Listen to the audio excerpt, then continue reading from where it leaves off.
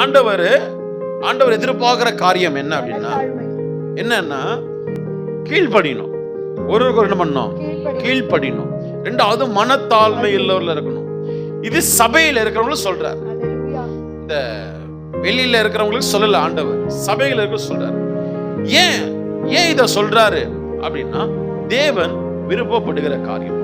சபைக்குள்ள இருக்கிற நமக்குள்ள வேறுபாடு இருக்கக்கூடாது, பிரிவினை இருக்கக்கூடாது, பொறாமை இருக்கக்கூடாது, கசப்பு இருக்கக்கூடாது, நீ பெரியாளா நான் பெரியாளா இருக்கக்கூடாது. நாம் எல்லாருமே ஒரே ஆவியில கட்டப்படணும், பரிசுத்த ஆவியினால. அது என்ன ஆவின்னா? அன்பின் ஆவி.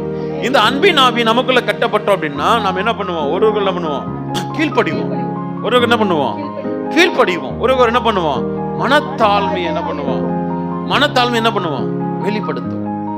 இது நம்மளுடைய எதிர்கால வாக்குத்தத்த ஆசீர்வாதத்துக்கு பாதை.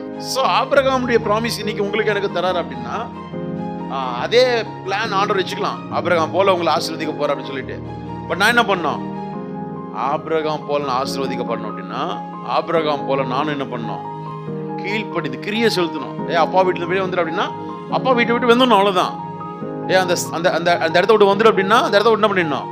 வந்துடணும். அப்போ என்ன நடக்கும்? கொஞ்சமா ஆபிரகாமுடைய ஆசீர்வாதத்துக்குள்ள என்னால போக முடியும்.